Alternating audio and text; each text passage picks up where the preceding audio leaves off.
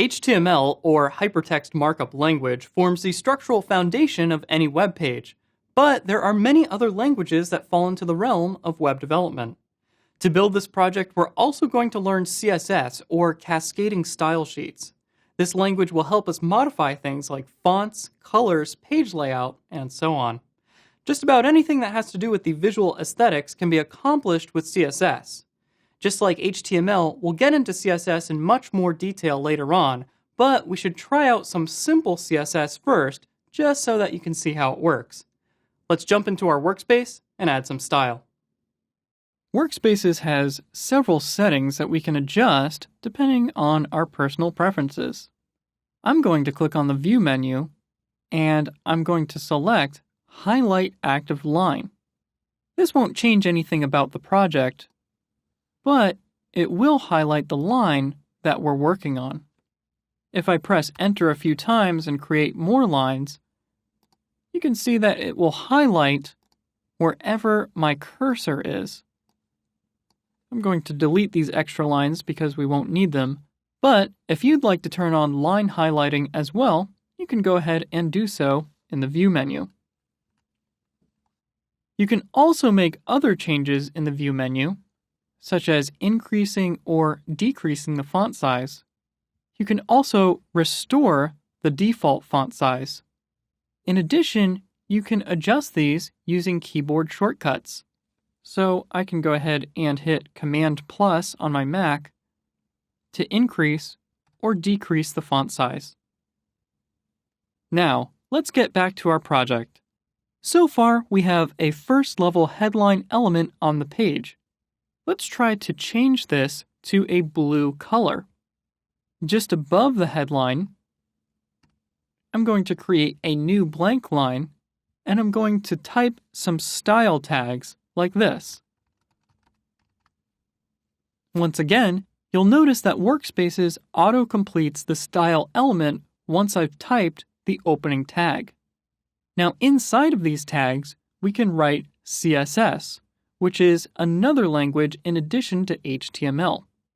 We'll learn more about CSS and HTML, but for now, just go ahead and follow along with me. Even though we're doing this inside of our HTML file, CSS is a different language with a different syntax, so pay close attention. Now, I'm going to hit Enter a few times to make some room to work. Now, between our style tags, I'm going to hit the Tab key to indent my code slightly. That way, I'll know what code is inside of my style tags, and it will be easily readable. This doesn't affect the functionality of the code at all, but once again, it makes it easier to read. These tabs will make it clear that the code that I'm about to type is nested inside of our style tags. Down in the bottom right, you'll notice that Workspaces has automatically detected that this is an HTML file, so it will highlight our code appropriately and make it easy to read. You'll also see the word spaces and to down here. If I click on spaces, it will switch to tab size, but we want to keep this as spaces. The difference is that when I hit tab, having spaces selected will type spaces instead of a full tab. You can see that there are two separate spaces here if I highlight it.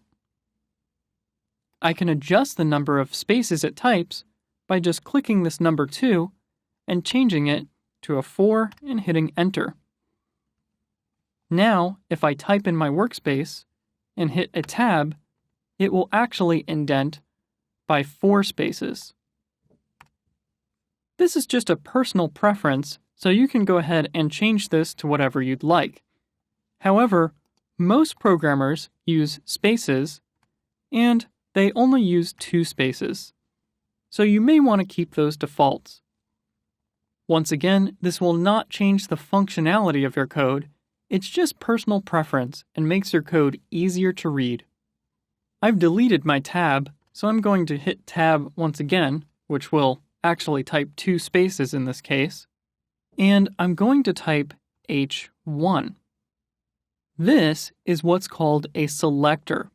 It will tell the browser which HTML element we'd like to apply our styling to.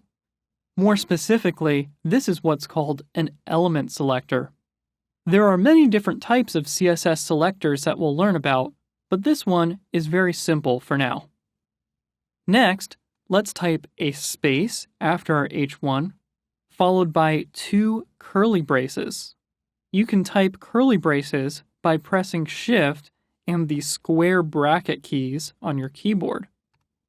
So that's an opening curly brace, and that's a closing curly brace. Now, place your cursor between the 2 curly braces and press Enter twice. This will give us some space to work. Once again, I'm going to hit Tab to indent my code again because the code I'm about to type will be nested inside of this element selector, which is nested further inside of our style tags.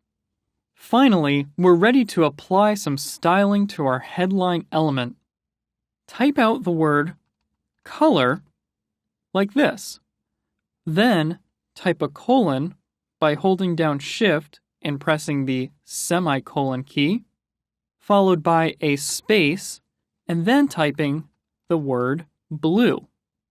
At the end of this line, type a semicolon. The first part of this line is what's called a property, and the second part of this line is what's called a value.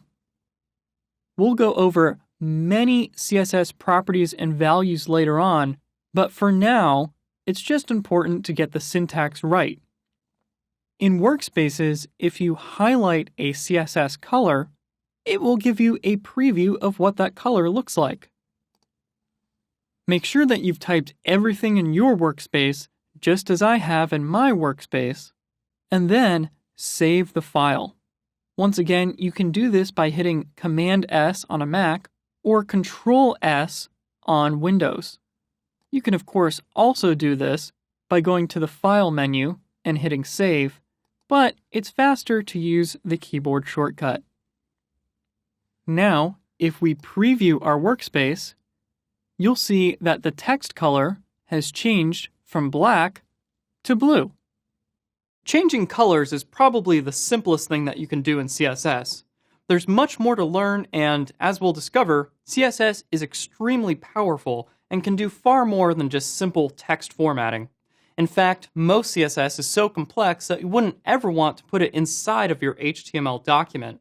As we'll learn later on, most websites are built with separate HTML and CSS documents. If you think you're ready, take the code challenge after this video and write some CSS on your own.